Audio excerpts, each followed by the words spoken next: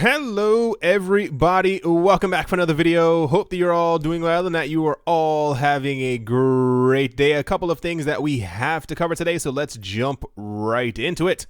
StellarX, a zero-fee decentralized exchange, has moved from its testing phase to the production phase. The exchange is an inception of Stellar, which is a decentralized network that facilitates the cross-asset transfer of value. StellarX made its entry into the blockchain space in its beta phase in July of 2018. According to the recent post, the exchange was live 24 hours prior to the company making the announcement. The announcement said, "This week, we're happy to say that StellarX is finally open. There's a lot of we still need to do, but we're excited about what we've built," end quote. Stellar is aiming to make the platform the most popular place to trade in the world.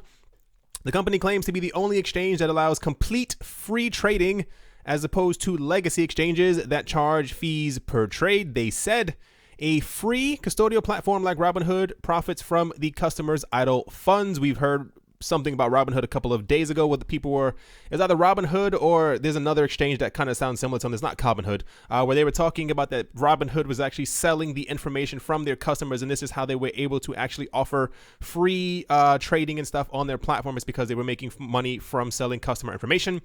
Whether that's true or not, Robinhood has come forward a couple days ago and said that no, that is not true. We do not do that. No one knows the exact answer at the moment. In their opinion, decentralized exchanges have the benefit of providing more user-friendly experiences. However, they stated that the users of the exchange, like the Ethereum DEX, IDEX, and Ether Delta, have to pay for gas, which is currently too expensive. They believe that it will become more expensive in the coming days. This is around the 5th or 6th decentralized exchange that has launched over the last couple of weeks. I know a lot of people don't tend to pay attention to the decentralized exchanges. I am very excited for them, but as it stands right now, a lot of them are garbage. They're just not good. The issue it lies in the fact that if you have a centralized exchange, quote unquote, these are extremely easy to make sure that you have an enormous amount of transactions per second, like the other exchanges that people are using right now. I'm not going to name any names. Typically can handle anywhere from around 800,000 to 1 million transactions per second. Yes, I said per second, not per minute. This is simply because when you have a centralized feature, you can do with whatever you want with the network. But as of now, decentralized exchanges have a very difficult problem in that they have to make sure that they are not only decentralized, that they are stable and secure, because we've had a lot of decentralized exchanges being hacked before, and also that it's just a whole bunch of things that kind of fit into this triangle that they're trying to do. Eventually, yes, they will get to it, but this is why I think this is okay. StellarX, we have EOS Finex. There's also the what is it, IDEX or the Ether Dex or something like that, the Ethereum, yeah. There's also two other ones that I can't remember off the top of my head right now. Everyone's launching them relatively around the exact same time. Everybody wants to be number one, of course. Eventually, one of them will make it. Which one is kind of the question, but I am hopeful that I want to say around 2 years that they kind of get it up and going, because this will be a completely new shift in the way that we trade and use cryptocurrencies, but this is all going to take time. So very good to hear that they have at least finally launched, and I hope that over the next year and a half that they get it together and that everything is working as smoothly as the centralized exchanges that we have right now. Next up, Bitcoin is in the news. Though many Bitcoin investors believe multi-layer scaling solutions such as the Lightning Network will eventually make Bitcoin a viable payment instrument for the proverbial coffee purchase, most argue that the flagship cryptocurrency's primary short-term use is as digital gold. However, an equity analyst at one of the world's most respected investment research firms said that he doesn't expect Bitcoin to make a noticeable dent in the yellow metals market anytime soon. Writing in Morningstar Research Services short-term investment commentary services, the Morningstar Minute, equity analyst Christopher Inton noted that if Bitcoin did begin to replace gold as a safe haven asset, it would represent a seismic shift in the investment case for the precious metal, as 40% of gold demands come from investors. He said, if cryptocurrency were to displace gold's investment case, the implications for gold prices would be devastating. 40% of gold demand relates to the investment, so a shift in investment from gold to cryptocurrency would be a seismic shock, end quote. However, Inton, who has been at Morningstar since 2013, wrote that the firm has created a proprietary framework for evaluating assets as stores of value and found that cryptocurrency does not score well on this rubric, leading him to continue recommending long-term investments in certain gold stocks, including Gold Corp. Of course, why not? He said, in order to assess the threat, okay, that's interesting. We've created a framework to grade any asset class's viability as a safe haven by focusing on liquidity, functional purpose, scarcity of supply, future demand certainty, and permanence.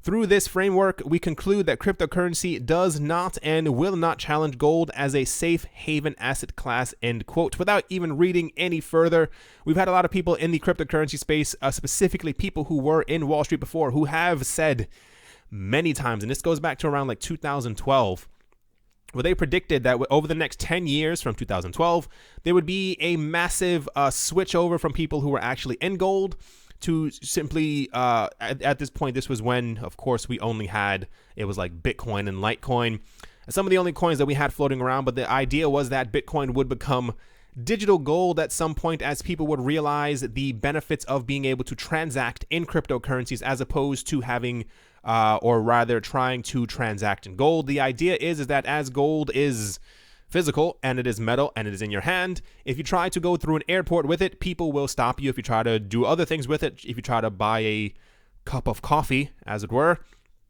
people would look at you as if you were insane. So the idea is that as Bitcoin is easier and simpler and quicker and weightless as far as trying to use it when you're traveling around the world, the idea is that at some point this will eventually happen. But it seems like that this, as the days go on further and further, it seems like that this is actually going to eventually happen sooner rather than later, which is going to be very interesting because gold's price is not high. I mean, people do use gold. Like, we need gold and silver in our like mobile phones and our electronics. Everything pretty much uses gold and silver, but a large portion of this comes from people thinking that gold will continue to have an enormous amount of value. And when it comes to cryptocurrencies, especially ones that are deflationary or ones that have a set amount that can never have any more made, we know that there is an enormous amount of gold and silver left inside of the earth. Exactly how much we don't know. If you look at actual like estimates of how deep we have actually dug into the earth's towards the earth's surface, we're like 1/100th of the way there. So one can only assume that there is more gold and silver left beneath these layers. And also, I was listening to something they were talking about. There's like not a space race going on, but people are talking about trying to get back to the moon and actually making space bases there within the next like 3 or 4 years. So it's supposed to be like a countrywide thing. So like not one country is just going to go there, but they also plan on digging for minerals there as well. And for those who do not know, Earth, the moon is actually a chunk of Earth that split off, that rotates around us. And for what it's worth, has our minerals inside it as well. So they believe if they dig deep enough into the moon, they'll also be able to find palladium and gold and silver as well, which could also have a detrimental effect on the price of gold. But it is still yet to be seen how much of an impact Bitcoin will have on the price of gold. I still, once we hit 10K was the magical number before, like as far as Bitcoin's price going up, 1,000 was a magical number. 10,000 was like what caught, the alarm started going off for a lot of people. When Bitcoin hits 100,000, whether that be in 2 years or whether that be in 5, 6, 7 years, that is going to be a huge mental shift, and people are going to start buying more Bitcoin and more cryptocurrencies. And I think gold and silver will definitely take a hit, but that could be, if you're really into precious metals, that could be your thing, as prices will go down and you'll be able to buy more of them. I'm trying to look for like the silver lining here. Anyway, that is the can Bitcoin eventually take over gold news. Next up, we have news out of Japan. Japanese social messaging giant Line has unveiled 5 new decentralized applications and a new Japan-focused digital coin. The plans were announced in a press release shared with Cointelegraph on the 28th of September. That was last Friday. Line's messaging service is reported to have over 214 million active users, with 30 million in Japan already using its mobile service called Line Pay. The firm has today revealed that its new series of apps will focus on a range of services, including prediction, Q&A, as well as reviews of products, food, and locations. Line's overseas crypto token Link has been distributed through transactions on the firm's own global digital asset exchange, Bitbox, as of early September. and will be used as part of the reward system for Dapps users and other services in the Line ecosystem. Today's announcement notes that Link is not available to the American or Japanese markets.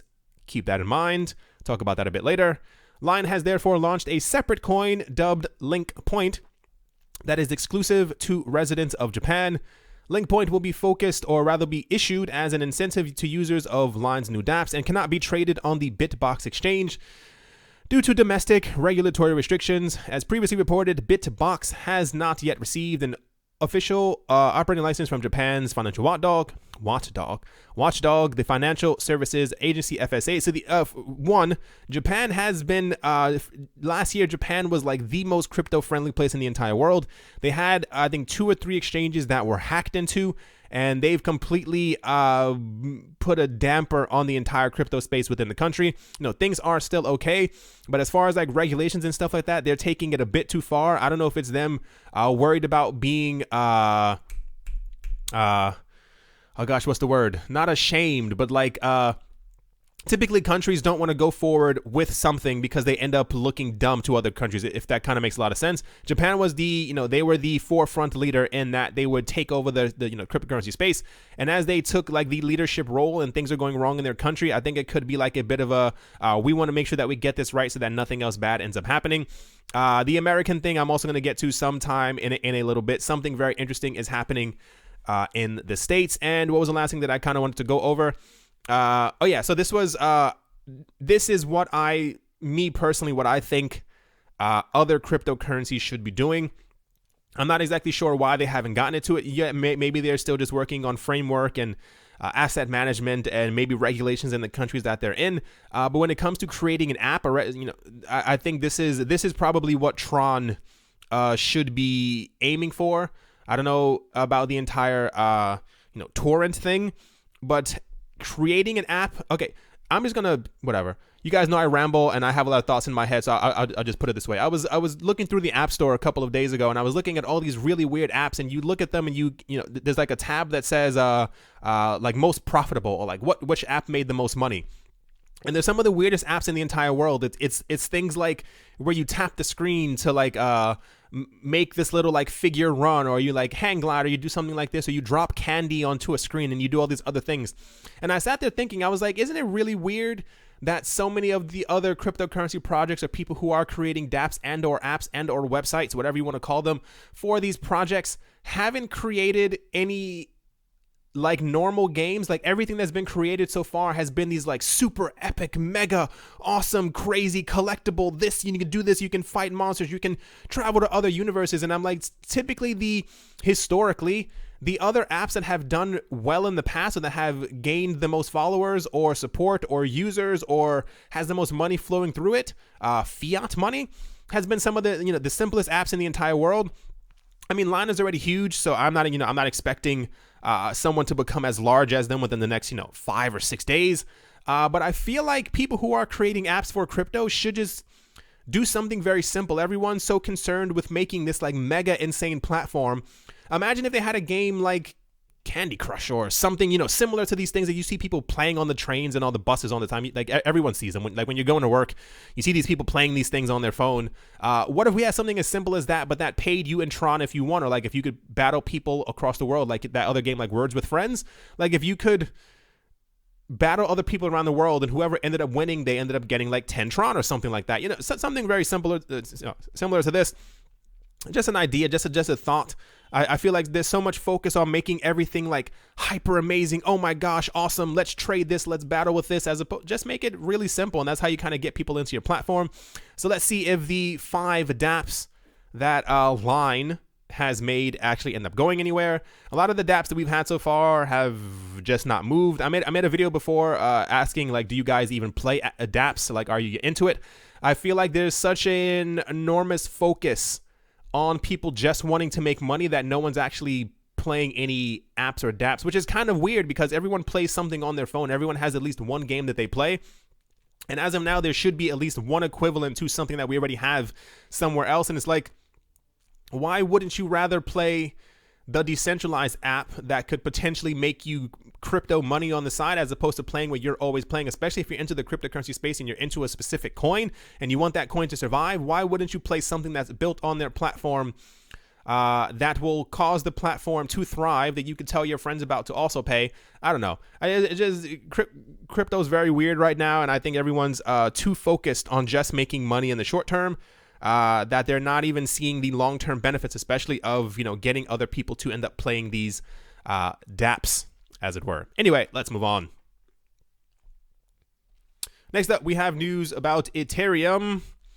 On October 1st, BitMEX Research released a report which focused on tracking Ethereum balances of the ICO projects over time. Here, the research implied that the ICOs have already sold as much as they raised initially in US dollars. Here is the actual chart. Not going to read through that because that is way too many numbers. The report stated that the ICOs have already made around $127 million in profits by selling Ethereum at a higher price than when it was raised. Furthermore, the ICOs are expected to make about $93 million more despite the 85% fall in the value of Ethereum from the peak. BitMEX also showed a chart where many ICOs sold their Ethereum when the price was higher than the present price. Here's the other chart. In the report, BitMEX also displayed a chart where it showed the top 20 ICOs projects ranked by their net gains as a result of Ethereum's price change. The lowest gains were made by Aventus, while the larger gains in this scenario were Filecoin. Interesting. Some of the other ICOs involved are EOS, Golem, DigixDAO, Basic Attention Token, and others. So we had news, and I don't have it in here because it seemed completely pointless to have another tab open for that, where people have been saying for quite some time, and I think they're getting frustrated at this point when they go on television. Everyone keeps screaming that the market has bottomed, and the market is at as low as it's going to go. The market cannot go any lower, and if it does, it'll fall around 1%, 2%, 3%, something like that. To say that it'll always remain at this exact level, they don't mean that. They mean that typically if the number is 600 and it goes to around 589, 599, it'll simply pop back up to 600 because this is kind of the base level where everything is being traded at. And people are saying that Ethereum has bottomed, quote unquote, for what it's worth, simply because what they believe now is that everyone who has sold off is probably going to, they're done. In any Ethereum that they may have left, they're probably not going to try and sell off until prices go a bit higher.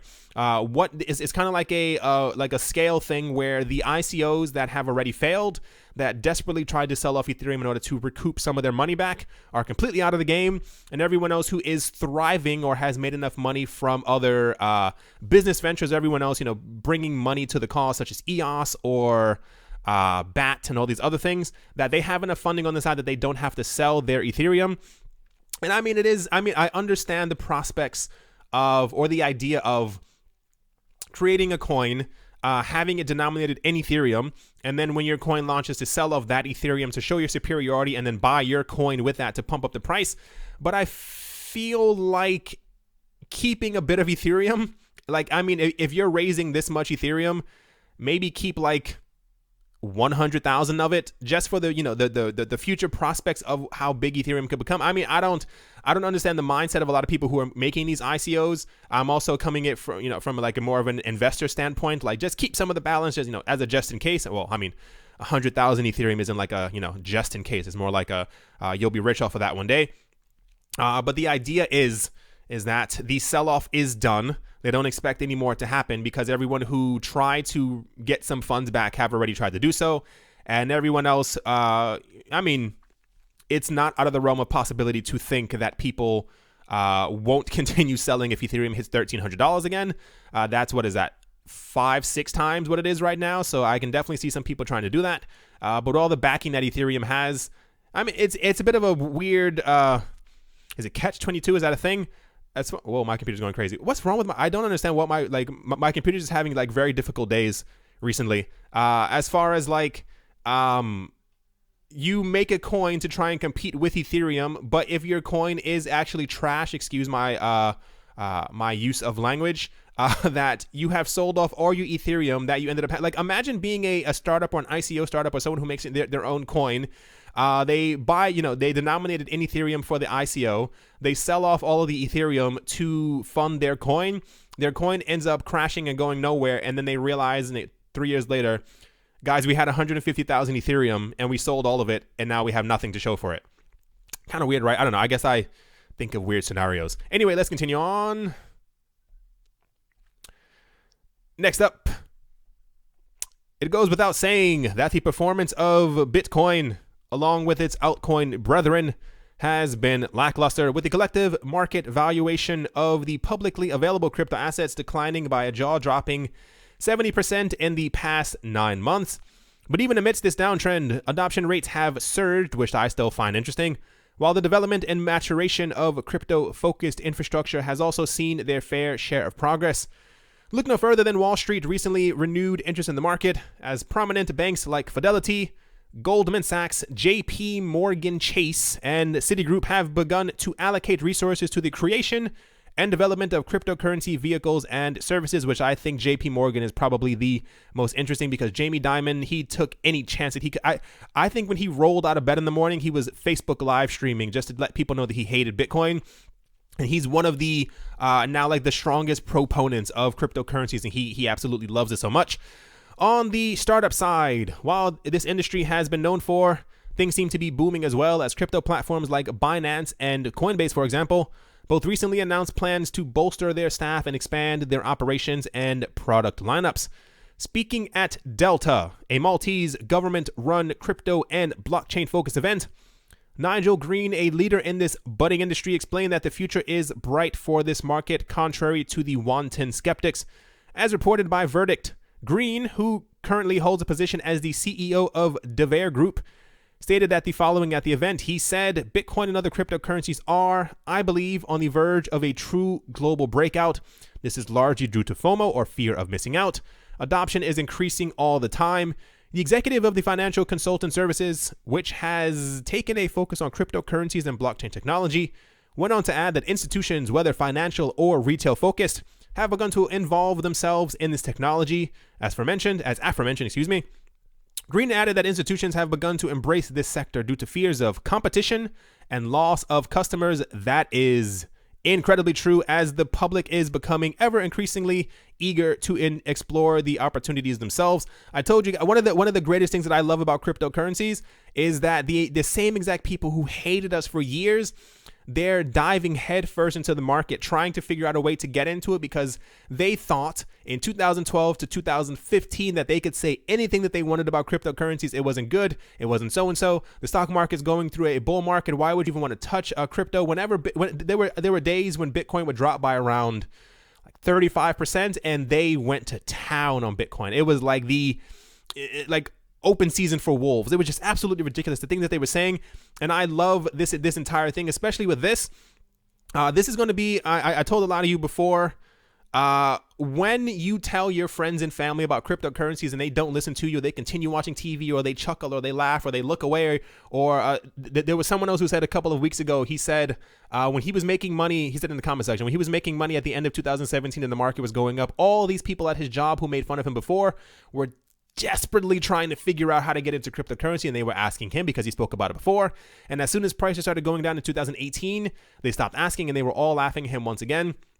What's happening is that not only, I've said this before, not only are you lucky enough to be in the cryptocurrency space right now, but so many of the people who control money in the world, the International Monetary Fund, all of the major banks in the entire world, the stock markets, the anything that touches money, they understand what crypto is now. They are filling up their pockets. They're doing it over the counter. This is why we don't see it on the exchanges. They're gearing up for something that's going to be major. And what's happening is going to be this glorious I told you so moment. I'm not sure if it's going to happen at the end of 2018 or maybe mid 2019. It's going to be this moment where everyone who made fun of you, everyone who laughed, everyone who told you were insane, everyone who pointed at their Amazon stock or their Apple stock and showed you that they were making money while you weren't making money, they're going to fall so hard into cryptocurrency market. And the greatest part is they won't even know what to buy. They're going to come to you because they're going to be so desperate to know exactly what to buy. I'm a bit, I don't want to say an a-hole. You can only help people so much, or you can try to help people and then they don't want help and then they come back to you 2 years later. I personally probably wouldn't even answer those messages because it's like they hate you when they see that you're losing money, they'll make fun of you. But the moment you are making more profit than they are, they will desperately come to, find you. The people who are going to FOMO into the market, it's going to be just glorious.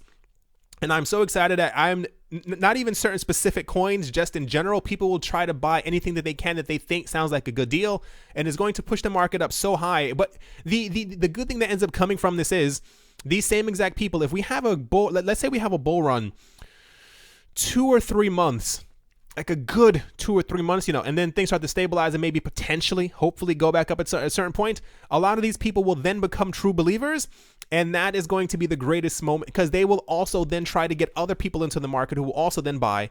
And then what ends up happening is that, let's say you bought a coin, let's say you put $100 into the market, prices end up going up and you end up making around $1,600. You start to tell other people to do the exact same thing. Even if the market does start to go back down, you've become a believer. And this is how you get people into the space. And what we've seen before, all the prices that we saw go up before in 2017 will be nothing. We did not have all of these people into the cryptocurrency space. We did not have stock markets and stock exchanges talking about creating cryptocurrency exchanges. And all the other people who are laughing at you right now, they have no idea that any of this is going on. They have no clue. They're not paying attention. And this is why I think it's going to be so great. I mean, maybe don't be as mean as I am.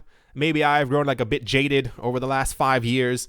You try and tell people things, you try and help. And then when people don't want your help, I mean, I guess that's kind of on them. Anyway, I'm going to move on from this.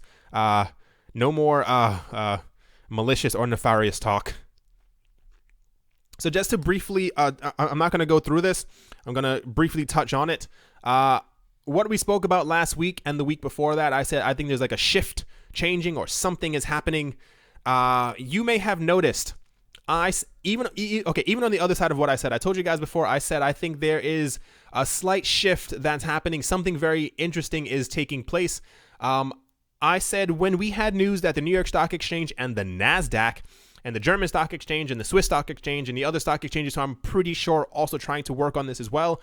When we had news that they were getting into the cryptocurrency space, I said I have a strange inkling that the exchanges that we have now and the other things that have been built up over the last 3, 4, 5, 6, 7 years by people who are actually huge advocates of cryptocurrency, I feel like something negative is going to happen to them. Over the last couple of days, let's say 5, 6, 7 days, things like this have been going on.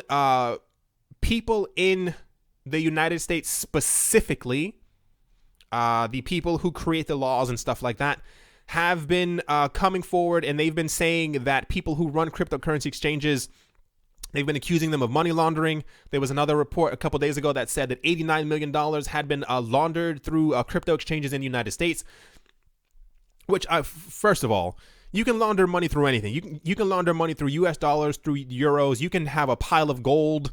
You can launder money any way that you want. But they're specifically coming for cryptocurrency exchanges that have tried to make their presence over the last couple of years. And I don't think that this is just people are doing research now and they're like, oh no, something's not good here. When we get news that some of the largest players in the entire world who want to retain their space in the financial world, such as all the other people I was just talking about in the last thing, these people highlighted in green, they're going to try any tactic that's possible, and they're going to try and make sure that they continue to stay in the number one spot. The guy Michael Arrington, who made the XRP fund, which is like not just denominated in XRP, it's full of all the other cryptocurrency spaces, coins. He has said that he is leaving the US, or rather his fund will no longer be available to people inside the US, because he's been subpoenaed multiple times now, as have many other things in the cryptocurrency industry, Binance and Kraken. Someone was asking me before, and they said it in the someone wrote in the comment section, they were like, they called me stupid because they said, do I expect Kraken and Binance to simply leave the United States even though people in the States have their money in the exchange? Yes, that's probably exactly what's going to end up happening. This is the internet. The internet is not physical. Just because you have your money on an exchange or a website doesn't mean that website can't shut down. Like, they're not a physical entity where you live. Binance and Kraken, and there was another 30. I want to say BitMEX, not BitMEX. It's not Bittrex, the one that's in California. It's Bit something. There's another Bit. They've also been receiving subpoenas and stuff like that from the United States, and it's specifically also New York State as well. Saying that not only are they operating illegally, this mainly has to do with them not going through all the proper channels to work in the United States and to work in New York that aren't the things that what's happening in the United States right now is I'm actually dumbfounded of exactly what's taking place. The U.S. is not giving anyone any type of leeway. They think that not only will people crawl back to them hoping to be listed or to remain in their country, they don't understand. I don't understand. The people who are making the laws in the United States don't understand what the internet is. They don't understand that, like I said, it's not a physical space. These people will get up, they will take their websites offline, and they will completely leave. I've heard from people in the cryptocurrency industry who work with exchanges who have said that if worse comes to worse, they will tell people, you have 30 days to take your money off of this exchange. We can no longer handle U.S. customers. And after that 30 days, you will try to go to that website and it will ask you if you are a U.S. citizen. You will have to click yes. And it'll say, I'm sorry, you cannot use this. This happened before in the past. This happened at the end of 2017. A lot of people don't know that. There were a couple of crypto exchanges that actually had something similar to this. There's such a pushback on other crypto exchanges, and this isn't happening haphazardly. This is happening because the other players who are in the game, who already control finance in New York and in the United States, don't want any competition. So they're trying to throw mud on anyone else who's trying to do anything to have any support or be able to work in the United States, whatever the case might be. This is only going to continue happening. I don't even have all the other. There's about at least 8 other companies who have been receiving subpoenas and all these other things. And what's great about it is that not only is Binance not even. I think Binance is in Malta. I think they're in South Korea, if I'm not mistaken, and they're also somewhere else. I can't remember exactly where they're. And I think Kraken is. I think Kraken had a base in the United States, but they've also left. And these people won't be coming back. That's the greatest part of it all. Like I've spoken to these people and they're like, yeah, we have like the owner of Binance said a couple of days ago, he said, if we leave the US market, it's not a concern for us because there's so much money to be made in the rest of the world. So this is, like I said, I didn't want to read through all of this, but this is, pay attention to all of this, because a lot of people have been saying not only do they not want Wall Street in the cryptocurrency game, but they would rather not use them. You may eventually not have a choice, depending on where you are in the world, specifically in the States, simply because everyone else is being pushed out. The lack of regulation, I think, at this point is to kind of weed out any competition. Anyone else who isn't desperate to be compliant, who isn't desperate to let the SEC and the CFTC know exactly what they're doing, they're going to be pushed out of the States. And then I have a feeling part of the SEC and CFTC framework will be that you need to be hyper compliant and you need to completely fall in line. And especially with Shapeshift, I think they also received something a couple of weeks ago where the US is telling them to you need to have the name of every single person who's using your exchange, because we don't know if you are, who's changing their money from Bitcoin into XRP or XRP into another coin. We don't have that information. You have to have that information. Give us that information. I wish I could remember the names of the other exchanges who've been coming forward, but this is only going to continue. It's getting rough right now, but and so many other funds as well have all announced that they're leaving the United States. It's going to continue happening. Didn't mean to end it on a sour note, as it were, but I told you guys I have to be as realistic as possible with you guys from now on. Crypto is its own strange industry, and everyone's trying to make sure that they are the winners at the end of the day. Thank you all for watching. Not sure what's happening to my throat. Hope you thank you for watching. Thank you for watching. Thank you for listening. Hope you all have a great day, morning, afternoon, and or evening. Thank you once again, and I'll talk to you all soon. See you.